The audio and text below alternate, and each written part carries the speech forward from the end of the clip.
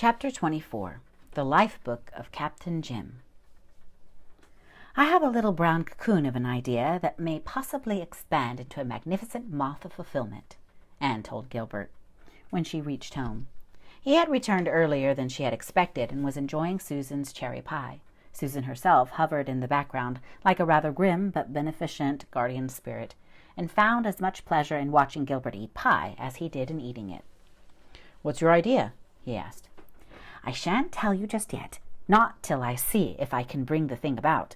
"What sort of a chap is Ford?" "Oh, very nice and quite good-looking."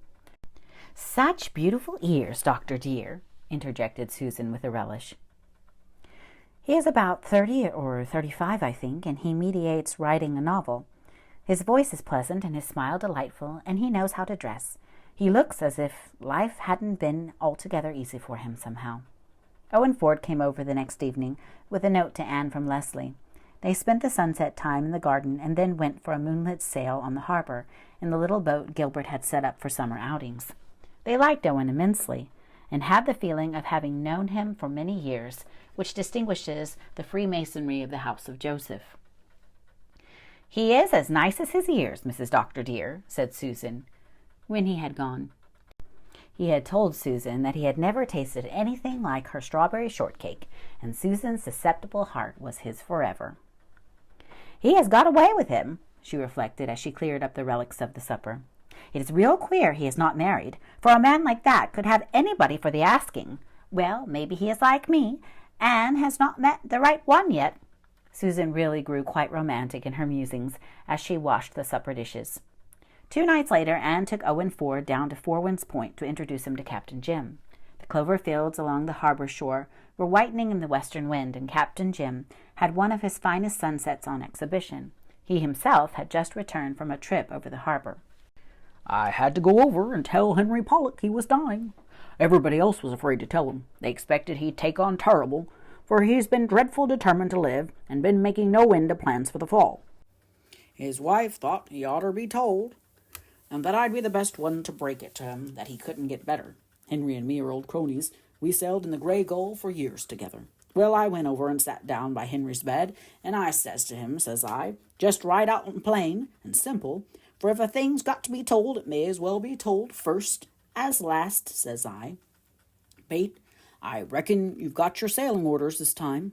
I was sorter quaking inside, for it's an awful thing to have to tell a man who ain't any idea he's dying that he is. But lo and behold, Mistress Blythe, Henry looks up at me with those bright old black eyes of his and his wizen face, and says he, "Tell me something I don't know, Jim Boyd. If you want to give me information, I've known that for a week." I was too astonished to speak, and Henry, he chuckled. "To see you coming in here," says he, "with your face as solemn as a tombstone, and sitting down there with your hands clasped over your stomach, and passing me out a blue, moldy old item of news like that, it'd make a cat laugh, Jim Boyd," says he. "Who told you?" says I, stupid-like. "Nobody," says he. "A week ago Tuesday night I was lying here awake, and I just knew. I'd suspicioned it before, but then I knew. I've been keeping up for my wife's sake, and I'd like to have got that barn built, for Eben will never get it right. But anyhow, now that you've eased your mind, Jim, put on a smile and tell me something interesting." Well, there it was. They'd been so scared to tell him, and he knew it all the time. Strange how nature looks out for us, ain't it? And lets us know what we should know when the time comes. Did I never tell you the yarn about Henry getting the fish hook in his nose, Mistress Blythe? No. Well, him and me had a laugh over it today. It happened nigh unto 30 years ago. Him and me and several more was out mackerel fishing one day.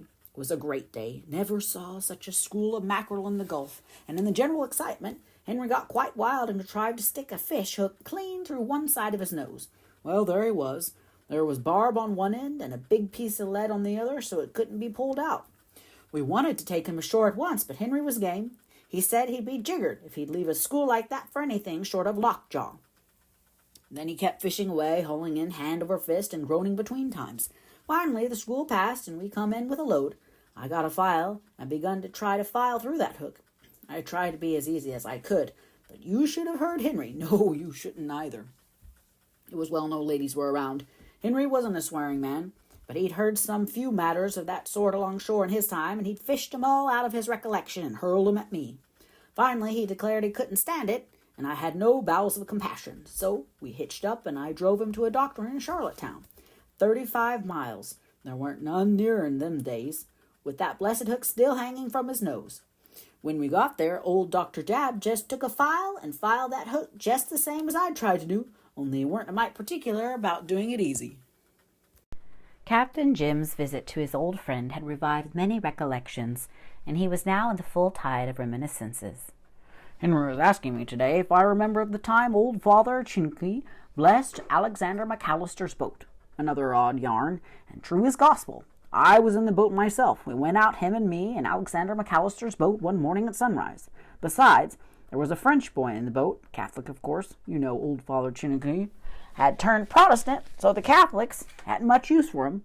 Well, we sat out in the Gulf in the broiling sun till noon, and not a bite did we get. When we went ashore, old Father Chinky had to go. So he said in that polite way of his, "I'm very sorry I cannot go out with you this afternoon, Mr. McAllister, but I leave you my blessing. You will catch 1,000 this afternoon." Well, we did not catch 1,000, but we caught exactly 999, the biggest catch for a small boat on the whole North Shore that summer. Curious, wasn't it? Alexander McAllister, he says to Andrew Peters, "Well, and what do you think of Father Chinky now?" "Well," growled Andrew, "I think the old devil had got a blessing left yet." Laws, how Henry did laugh over that today. "Do you know who Mr. Ford is, Captain Jim?"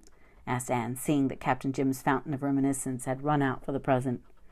"I want you to guess." Captain Jim shook his head. "I never was any hand at guessing, Mistress Blythe, and yet somehow when I come in I thought, where have I seen them eyes before? For I have seen 'em." "Think of a September morning many years ago," said Anne softly. "Think of a ship sailing up the harbor, a ship long waited for and despaired of. Think of the day the Royal William came in and the first look you had at the schoolmaster's bride." Captain Jim sprang up. "They're Persis Selwyn's eyes," he almost shouted. "You can't be her son. You must be her—" "Grandson. Yes, I am Alice Selwyn's son." Captain Jim swooped down on Owen Ford and shook his hand over again. "Alice Selwyn's son. Lord, but you're welcome. Many's the time I've wondered where the descendants of the schoolmaster were living. I knew there were none on the island. Alice, the first baby ever born in that little house. No baby ever brought more joy. I've dandled her 100 times. It was from my knee she took her first steps alone. Can't I see her mother's face watching her? And it was near 60 years ago. Is she living yet?" "No, she died when I was only a boy." "Oh, it doesn't seem right that I should be living to hear that," sighed Captain Jim. "But I'm heart glad to see you. It's brought back my youth for a little while. You don't know yet what a boon that is. Mistress Blythe here has the trick. She does it quite often for me." Captain Jim was still more excited when he discovered that Owen Ford was what he called a real writing man. He gazed at him as at a superior being. Captain Jim knew that Anne wrote, but he had never taken that fact very seriously. Captain Jim thought women were delightful creatures who ought to have the vote and everything else they wanted, bless their hearts, but he did not believe they could write. "Just look at A Mad Love," he would protest. "A woman wrote that, and just look at it. 103 chapters when it could all have been told in 10. A writing woman never knows when to stop, that's the trouble. The point of good writing is to know when to stop."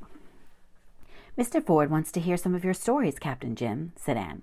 "Tell him the one about the captain who went crazy and imagined he was the Flying Dutchman." This was Captain Jim's best story. It was a compound of horror and humor, and though Anne had heard it several times, she laughed as heartily and shivered as fearsomely over it as Mr. Ford did. Other tales followed, for Captain Jim had an audience after his own heart. He told how his vessel had been run down by a steamer, how he had been boarded by Malay pirates, how his ship had caught fire, how he helped a political prisoner escape from a South African republic, how he had been wrecked one fall on the Magdalens and stranded there for the winter, how a tiger had broken loose on board ship, how his crew had mutinied and marooned him on a barren island.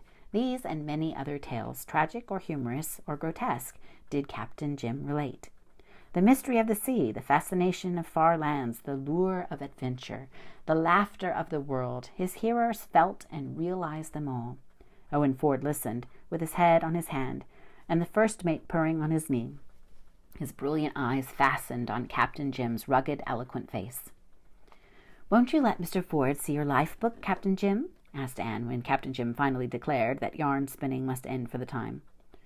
"Oh, he don't want to be bothered with that," protested Captain Jim, who was secretly dying to show it. "I should like nothing better than to see it, Captain Boyd," said Owen. "If it is half as wonderful as your tales, it will be worth seeing." With pretended reluctance, Captain Jim dug his life book out of his old chest and handed it to Owen. "I reckon you won't care to wrestle along with my old Hannah Wright. I never had much schooling," he observed carelessly. "Just wrote that there to amuse my nephew Joe. He's always wanting stories. Comes here yesterday and says to me reproachful-like, as I was lifting a 20-pound codfish out of my boat, 'Uncle Jim, ain't a codfish a dumb animal?' I'd been a-telling him, you see, that he must be real kind to dumb animals, and never hurt him in any way. I got out of the scrape by saying codfish was dumb enough, but it wasn't an animal. But Joe didn't look satisfied, and I wasn't satisfied myself. You've got to be mighty careful what you tell them little critters. They can see through you." While talking, Captain Jim watched Owen Ford from the corner of his eye as the latter examined the life book, and presently observing that his guest was lost in its pages, he turned smilingly to his cupboard and proceeded to take a pot of tea. Owen Ford separated himself from the life book with as much reluctance as a miser wrenching himself from his gold, long enough to drink his tea, and then returned to it hungrily. "Oh, you can take that thing home with you if you want to," said Captain Jim, as if the thing were not his most treasured possession. "I must go down and pull my boat up a bit on the skids. There's a wind coming. Did you notice the sky tonight?" Mackerel skies and mare's tails make tall ships carry short sails.